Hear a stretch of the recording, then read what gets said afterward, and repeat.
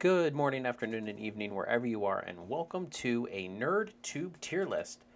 I'm Cousin Cheeto of NerdTube, and I'm all by myself today. Why is that? Because I'm talking Final Fantasy. And for some reason, I'm the only one here who likes Final Fantasy, or at least has played a majority of the games. But let's jump right into it. So I've got my tier list here, as you can see. I have all the Final Fantasies that I played, except for, I'm just going to put them up here, Final Fantasy IV, the After Years, and then the DS version of Final Fantasy IV.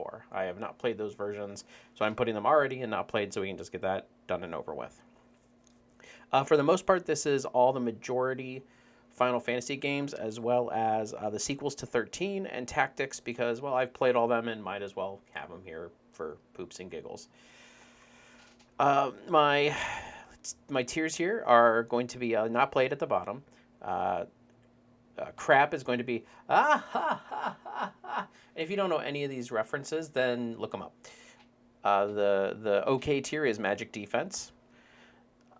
The above average is Ain't No Getting Off This Train.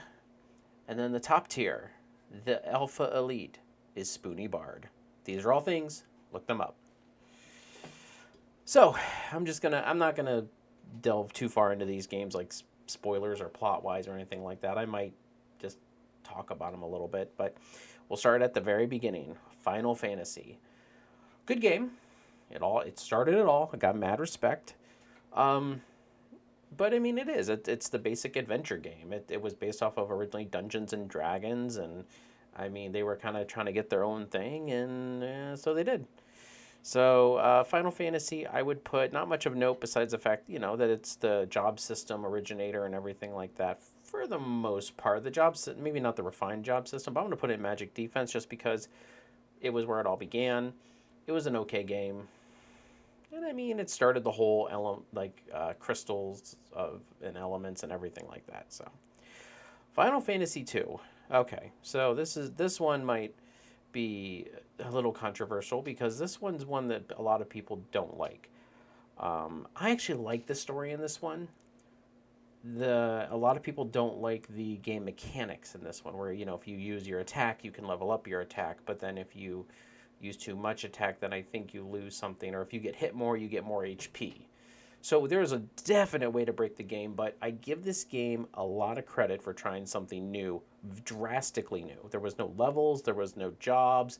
It was just you did what you wanted to work on. If you wanted them to be an attacker, you had them attack. If you wanted them to use magic, they used magic. It was, for the time, it was very, very different and very, very misunderstood. I feel like if they tried to do this system, they probably have in other games, but I feel like if Final Fantasy tried to do this system again, I feel like they would do it justice and refine it in a way that it's not so broken. Back in the 80s, they just didn't understand. I mean, it was the NES days. I'm also going to put this one at Magic Defense because it was very different. I have mad respect for it. There were actual characters in this one in a story. It wasn't just four warriors of light. It was an actual adventure fighting the Empire and yada yada. Plus, there were a slew full of interchangeable characters. And I mean, and you really get endured to Furion, Guy, and Maria. And that could have been one of the things. Guy speak beaver. Man. Oh, well, too late now. Okay, so Final Fantasy III. So I have only played the DS version of this game. Now I've heard that and there's no so far, and I know that there's that Pixel game coming out, so that'll probably change everything, but there's only been the DS version in America that I know of. There is a fan translation of Final Fantasy III from the Japanese version. That's the 2D version, but I couldn't even finish this game. I'm not gonna lie. I had to watch the rest of the game from a Let's Play. Yeah, the characters were crap. The job system was kind of crap. I mean, it was a good first attempt again, but they tried something, and this time they really missed. The story was not that compelling. Yeah, I'm gonna put it in the Titus, ha ha ha, rank, just because not very much of an enjoyable game, and I didn't even finish it, and I don't ever plan really, unless I do like a Let's Play of like all the Final Fantasies. I really don't plan on ever going back to this. I'm going to move this. There we go. Okay, so Final Fantasy IV. So this one shows the journey of a dark knight who becomes a white knight, or a paladin, not a white knight, a paladin, or a paladin, however you want to pronounce it. And he's joined by his friends, and I can't remember their names. I don't remember their names. I know Kane is a dark, like a lancer, but he's like a dark dragoon. I can't remember the girl's name. But I mean, there's a kind of an interchange of rosters and stuff like that, and it's a bit more compelling. They took the Final Fantasy II aspect of storytelling and they put it into more of a, they kind of lean more into that instead of a job system in this one, and I appreciate that. And honestly, I mean, the story is a lot more compelling than any of the other ones that came before it, and I think they swung and they hit pretty good. And there's a reason why this in the Americas was Final Fantasy II, because they skipped over the original Final Fantasy 2 and 3, and this in America was Final Fantasy 2 originally. Confused? You should be, because as Americans, we're dumb. So I'm going to put this one at Ain't No Getting Off This Train, because this one, as I said, they kind of swung with the storytelling and they knocked it out of the park. Very compelling characters, very compelling story, very compelling villain. Actually, Golbez is actually really compelling as a villain. Final Fantasy V. This is one that I have not completely watched, but I completely played. I have watched it all the way through. And I know you're going to be like, well, you haven't played it, so it's a different experience. Final Fantasy V is really fun. The job system is refined and really done well. The characters are very well done. You've got a girl that's a pirate, but she's hiding that she's a girl. Galuf is an older guy with memory loss.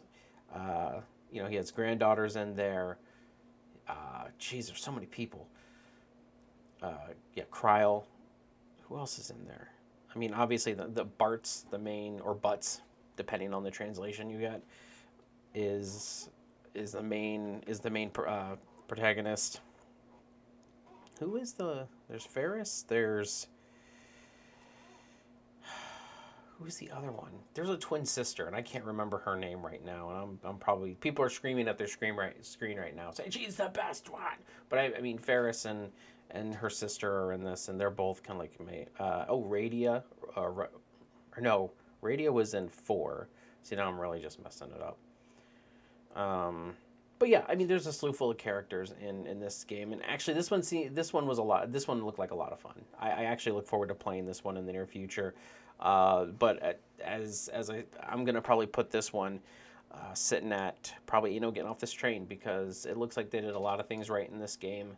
And yeah, Xdeath, actually, believe it or not, Xdeath, a lot of people say that he's a generic villain, but he's very present in this game and very, like, he's menacing, because you never know when he's going to turn up and just try to do whatever. And I mean, there's multiple maps in this game, and I just feel like the world is so big, and they do a good job at exploring it. So I really like this game, and I can't wait to play it for myself, but I have seen the whole thing through a Let's Play. All right, here we go. Final Fantasy VI.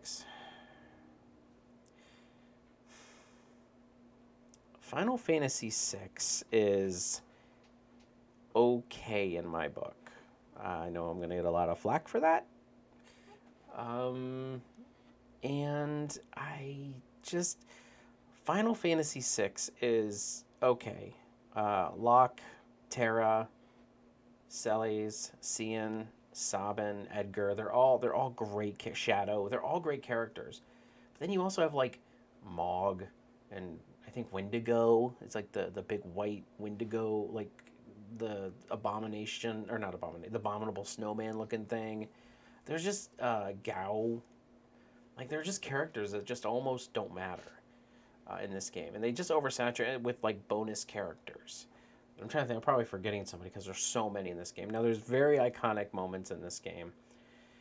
The opera scene obviously is very iconic. The poisoning of the water supply in the city or the castle, and the destruction of the world, which is another big scene. This game has one of the best villains in touted villains in Final Fantasy history. Where I don't know if I agree with that, but I definitely acknowledge that he's up there. He's definitely up there. With all that kind of rolled into a bundle, and I'm gonna get flack for this. I'm gonna put this one at Ain't No Getting Off This Train because although it has all these things, they it just doesn't strike as well with me. So I know I'm gonna get a lot of hate, and that's okay. It ain't no Spooty Bard, but it's very close. I'm not even saying it's like on the level of 4 and 5. I'm just saying it's up there. It's almost a Spoonie Bard, but just I don't know. Something's just not tracking with me. Final Fantasy VII. Here's the big daddy of them all, the one that everybody loves, the one that everybody started with, and everything like that. I'm not gonna lie, I started with this one too. Final Fantasy VII is a mixed bag for me. My first Final Fantasy of all time, one of my first RPGs of all time, my first PlayStation game. I was a freshman in high school, and my friend, we were on spring break, and he started, and I had my Nintendo 64, and he had his PlayStation, and he wanted to show me this game where he had, it was this great game, Final Fantasy. I'm like, that sounds kind of weird, and I played it, and I played like uh, the reactor mission, and I played a little bit, and I loved it. I soaked it up. I was on a mission to get my own PlayStation and this game at that point. Very trend setting at the time. Very, very good. And its remake, which I am not counting in this list, by the way, but the remake, very, very good. Midgar is one of my favorite sections of Final Fantasy VII. I love the fact that Midgar is its own game because they could expand on that part. And it's honestly my favorite part of 7. After Midgar, I'm not saying the game's bad, but it's just like not as impactful. I feel like Midgar is like where this game, and I know it sounds stupid, but where this game should have lived for a lot longer because it's a whole city. Everything about that being rolled in, I'm gonna put this one at Spoonie Bard. Not only for nostalgia, not only for the fact that it is one of the greatest of all times, as it's been touted by most people. I will, however, acknowledge the criticisms that the story is kind of all over the place, and I never truly understood the story until years later when I had to like break it down, and somebody actually broke it down on like videos on YouTube and stuff, and I finally got it. There are definitely holes in the story. There are many Final Fantasies that have better stories than Final Fantasy VII. There are many in Final Fantasy franchise. There are many games that have better stories, and I'll acknowledge them. I would say 4, and I would say 6 probably has a better story than uh, than 7. But 7 is my personal preference. Spoonie Bard. Final Fantasy Tactics. I love this game. This was so different because Final Fantasy VII came out, and then we got this Final Fantasy Tactics, and I'm like, what is this chessboard looking type format with this? In this game, it is the story is so good. Tactics story is better than Seven's. I'm not gonna lie. Seven's story is its only point that I could really hammer on it. Uh, Tactics has a story and very compelling characters. Deltia, uh, the main character, Ramza, I almost lost the name there. There's a ton of characters in there that are just so great.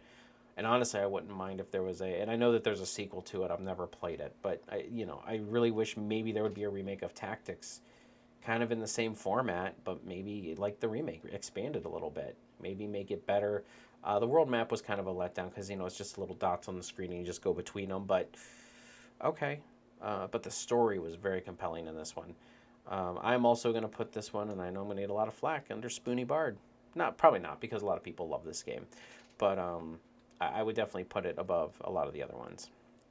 All right, Final Fantasy VIII, another one, a contentious one. This game, if it weren't for tactics, I really think I would have gave up on the Final Fantasy franchise after 8. 8 is such a mess. It makes no sense. There's time travel involved and time compression, and Leon is a dumbass character. Selphie is it sounds like a person who makes a selfie. I mean, she's just dumb. Quistis is, crushing on students, which I know there's not that much of an age difference between them, but whatever. She's still a teacher, and Squall's a student. Uh, I think I said Leon before. I meant Squall. Um, Zell's Zell's all right. I mean, he's supposed to be like the jockey, cocky, annoying character. I don't mind him as much. Um, and Irvine's an idiot. Like Irvine is, and Renoa. Don't even get me started on Renoa. You're the most handsome guy here. Oh God, please. Okay, they were going for the strong, assertive woman type, and I don't feel like they did that in this game very well. This one is a Titus's ah ha ha ha ha ha ha, because I absolutely deplore this game.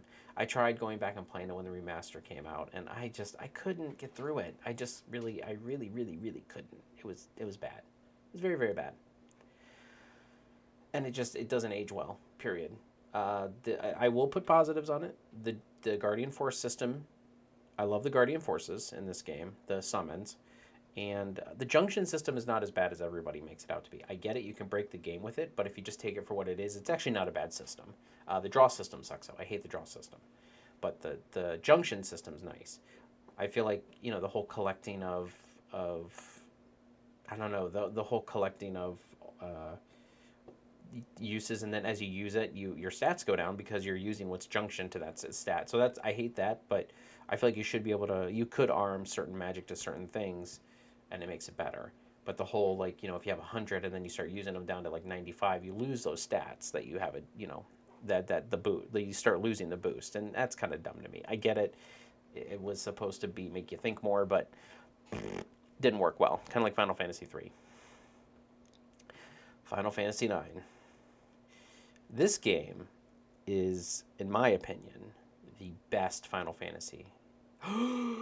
What? You were just talking about tactics and 7? No, in my opinion, I love 7. 7 is my first love in the Final Fantasy franchise. I get that.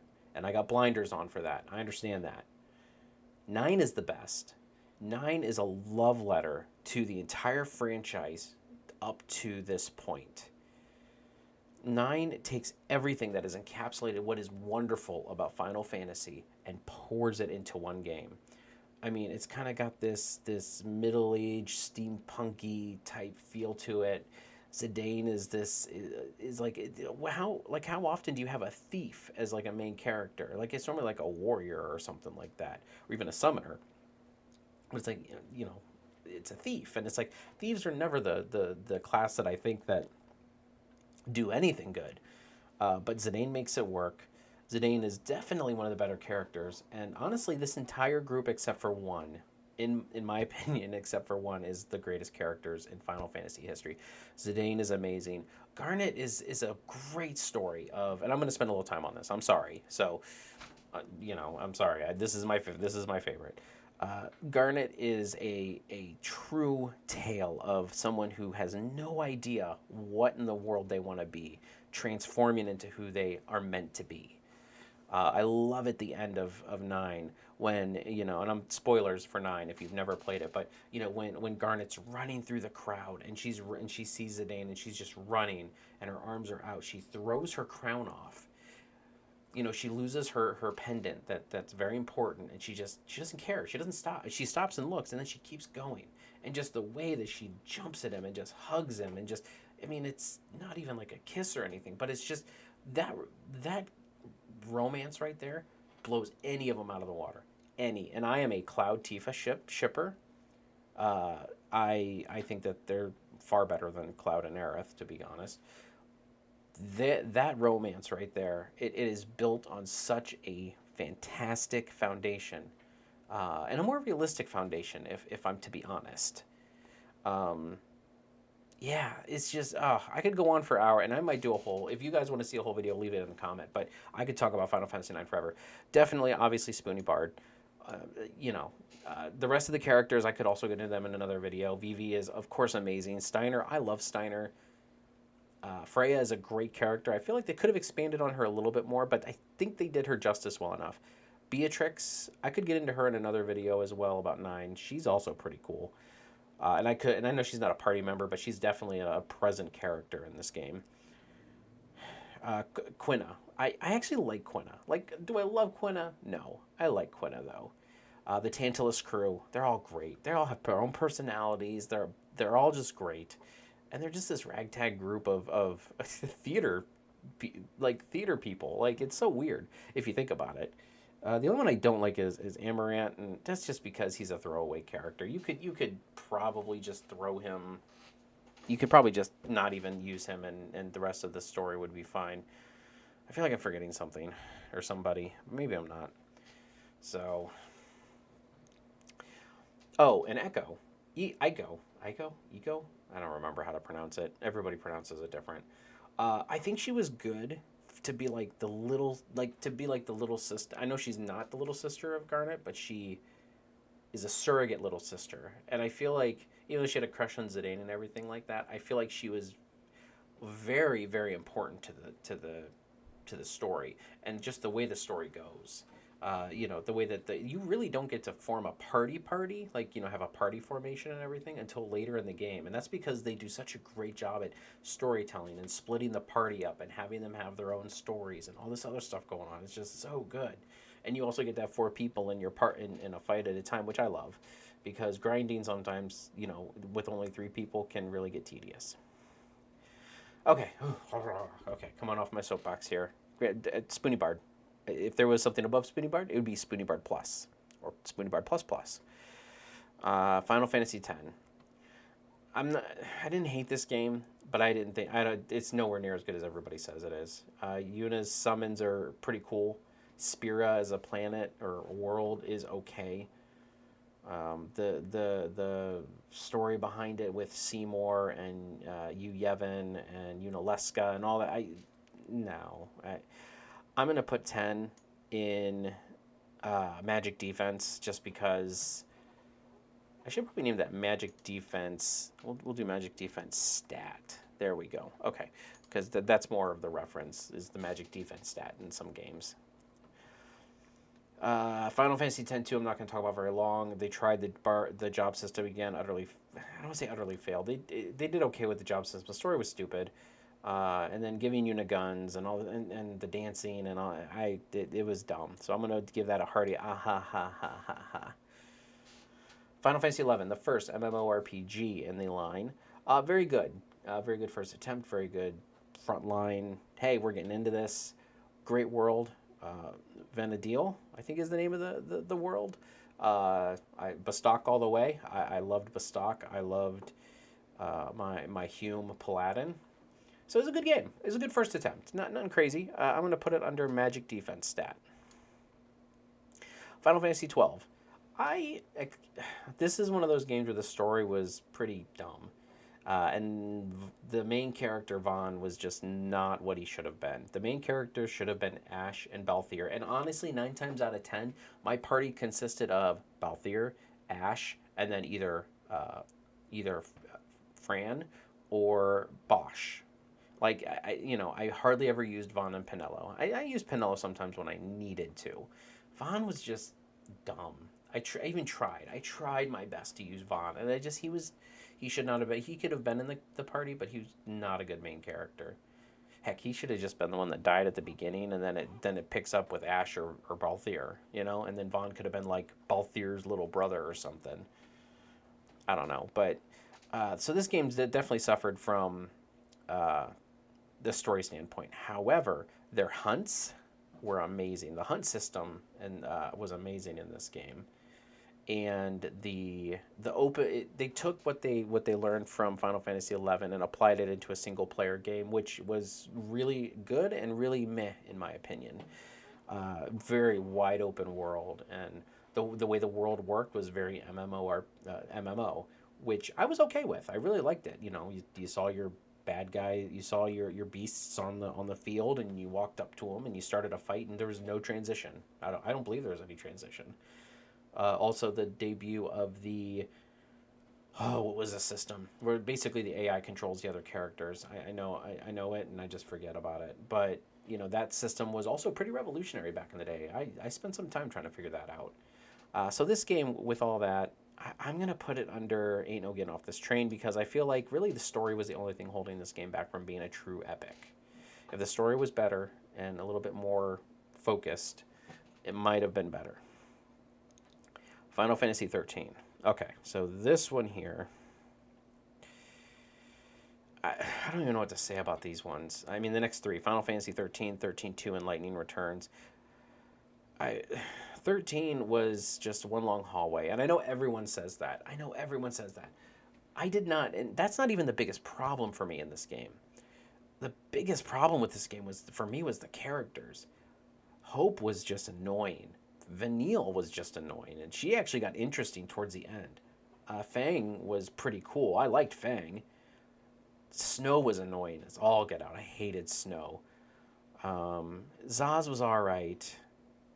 Or Zaz. I can't remember how to say his name, with the chocobo in his hair. With his son's storyline, and his son and everything like that. And how he and Vanille kind of crossed right there.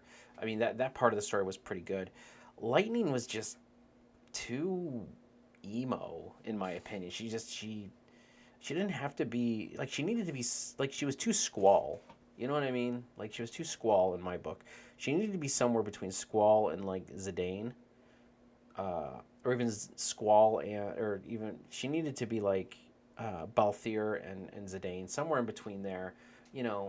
Sarah, honestly, in Final Fantasy 13-2, Sarah was more compelling of a character to me than Lightning was.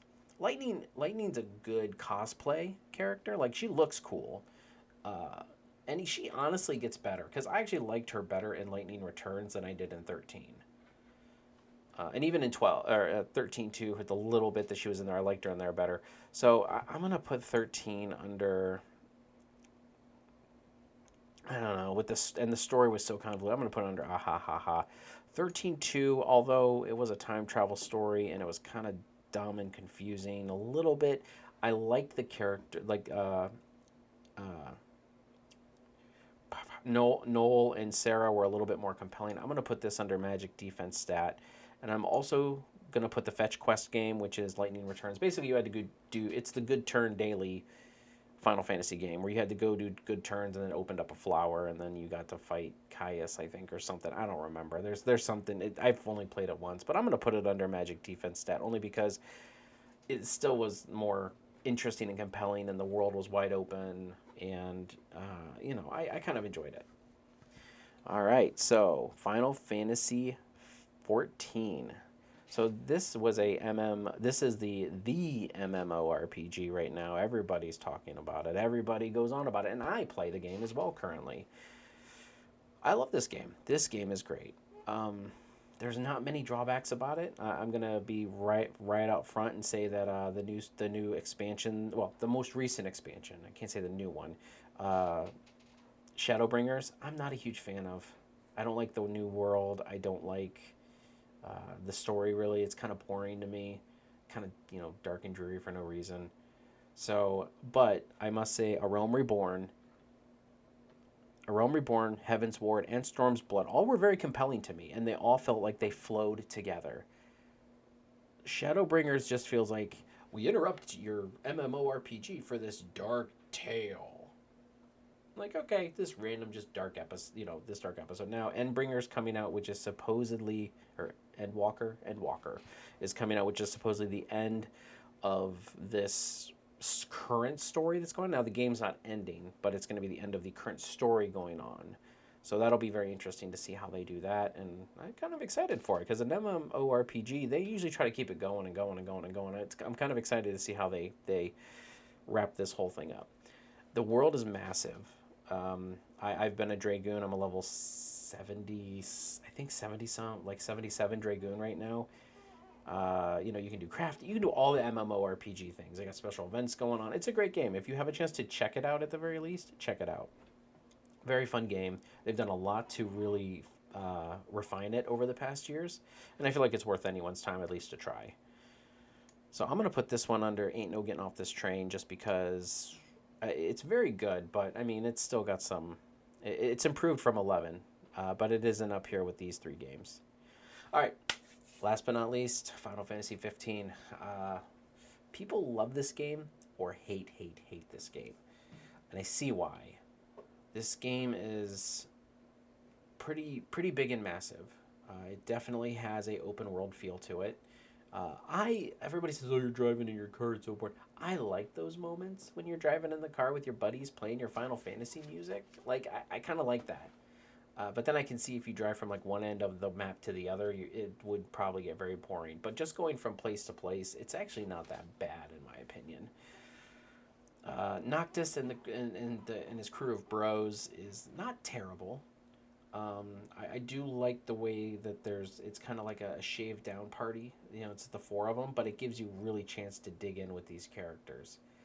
I just feel like that once you, and this is spoilers for 15, once you get off the main island and you head over to the Empire or whatever it is, it's just like this nonstop run to the end of the game, and you don't stop. And I understand why that is, because, I mean, you got to kind of keep the story progressing, but at the same time, it just feels like you're just going through the motions at that point. Whereas when you're on the mainland, it feels like the entire world is open to you, and you can drive all over the place. They have this really great, you shouldn't drive at night because that's when monsters come out. You have eventually you get the headlights that scare the monsters off, which is great. You have to, do a campfire to, or you have to rest to get all of your EXP. So you gather up all this EXP, and then you get all of it when you actually rest, which I thought it was going to be stupid, and I actually really liked it. And it sounds stupid, but it adds a little bit more strategy to it. I don't know. The magic is really bad in the game. I will acknowledge that. But, yeah, I mean, this is definitely in between Ain't No Getting Off This Train and Magic Defense Stat for me. And the summons were just, they looked cool, but they just weren't really present. They weren't really, they didn't have that summon oompha. And a lot of times the world was confusing. And the ending, at the end, there's like a 10-year time skip, and you're like you were sitting in a cave for 10 years. I don't know. So you get through. You have to, at the end, you wake up after 10 years and you go to the capital and you face off against Arden, and and there's no way. This, honestly, 15 suffers from the same problems as 7. 7 has this really convoluted storyline that just, unless you dig into it and you watch it out, it doesn't map it out for you. It doesn't. When you have a story, you need to tell it well. And 7 had the same problem. It didn't tell its story well. That's the only downfall to 7 that I could ever, in the graphics. But 15 kind of suffers from the thing. It has the fantastic graphics. Everything's gorgeous in that game, and a lot of stuff they do is right. But there's so much there that's missing. They tried to make it a more accessible Final Fantasy, and honestly, I don't feel like they succeeded. So I'm going to put this on Magic Defense Stat. And that's it. I've been rambling on for about 30 minutes, so yeah, I mean, let me know what you think in the comments. Leave your list in the comments, please do. I mean, tell me why I'm wrong. Just be respectful in the comments with each other and with me, because I'm sensitive. But yeah, so that's my list. Who would have thunk Final Fantasy 7, Tactics, and 9 is in my top. Those are the ones that I always talk about.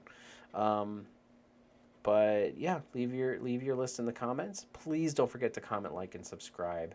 We are the greatest YouTube channel you never knew existed. And if you have any other suggestions for any other tier list, please let us know. If it's something that we can kind of chime in on, we will. So with all that being said, we'll catch you guys in the next one. Catch you later.